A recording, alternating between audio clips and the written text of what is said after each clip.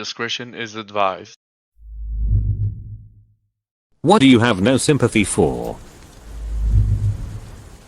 People who prey on elderly people, whether it is through scams, theft, violence, or whatever. I went to an interview orientation thing for a company that sells Medicare supplement plans. I don't know how much of a scam this company was, but their picture of the round old people lie and say they have a fixed income. But really most of them have 50,000 or more in savings and can totally afford our product. I noped out of there pretty quickly. People who have kids to fix their problems and then project those problems onto said kids. Kids aren't band-aids. They're humans. I had a friend of mine who was complaining to me about his financial problems, relationship with his wife, and how hard it was to raise his kids. His daughter was on the ground playing, but obviously listening in. I said, hey, don't you think she should be in the other room or something? And he simply stated she knew all this anyways. She's 6. People who abuse their children. Edit any child, any defenseless person, anyone down on their luck or less fortunate. To add people who abuse their children and then complain when their kids aren't around to help them on their old age. My dad and his mother thought they were going to be looked after by me in their old age. Treated me like crap until I cut contact at 19. And they literally have no one else other than my aunt.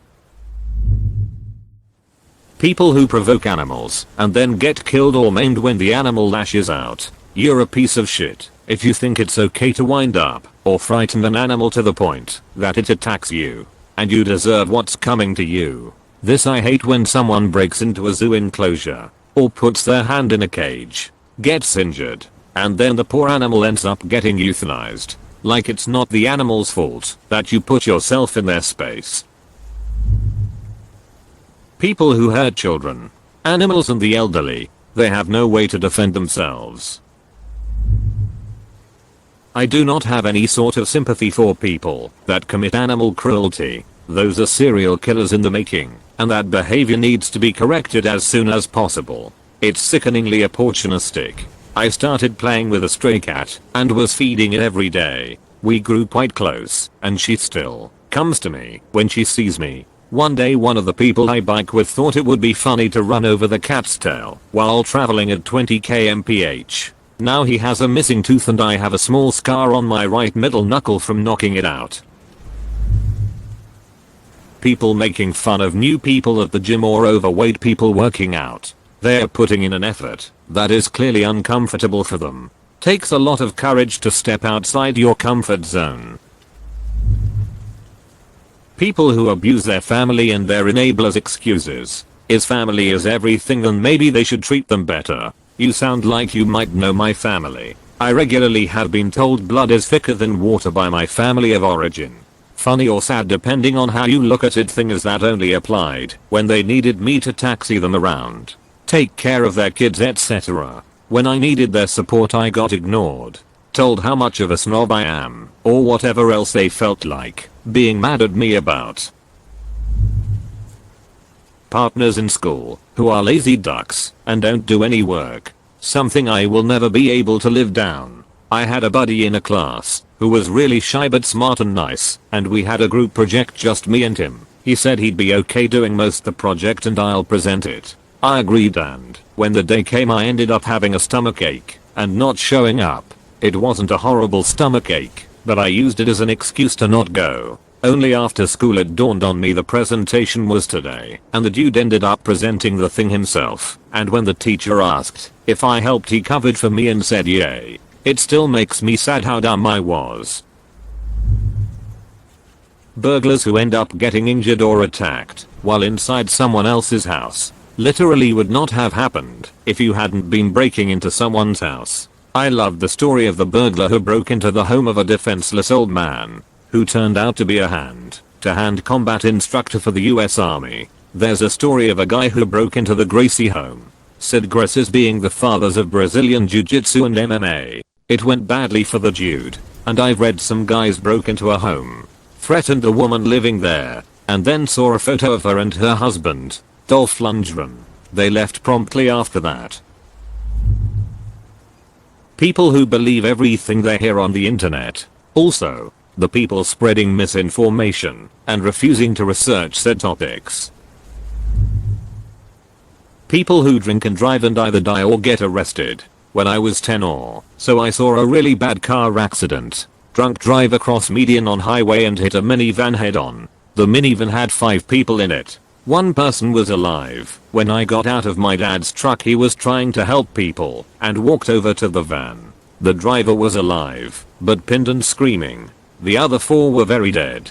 The drunk driver was trying to run away and fight people who were trying to stop him. He wasn't hurt at all. I have zero tolerance for friends that do it too. One of my best friends in high school mentioned in passing that he had driven home drunk once. Haven't talked to him since. I had a childhood friend who died after her designated driver got drunk. She didn't know how else to go home, and she was drunk too. So she trusted that her friend was sober enough to drive when he promised he was. She didn't make it home that night. She never even got to go to college. Makes me sick that people can be so irresponsible. Toxic family who try to say you should accept it because they are family, like nope, bi toxic is toxic, and I don't tolerate that in my life, which is why I'm moving out in 4 months. Because of my grandma and the fact I don't agree with the way my mom's side treat kids. They put off a ton of responsibility onto the kids because they are lazy. That's how they were raised, so it's okay. Individuals who get themselves in situations that could have otherwise been totally averted or don't respect themselves enough to try and solve their own problems.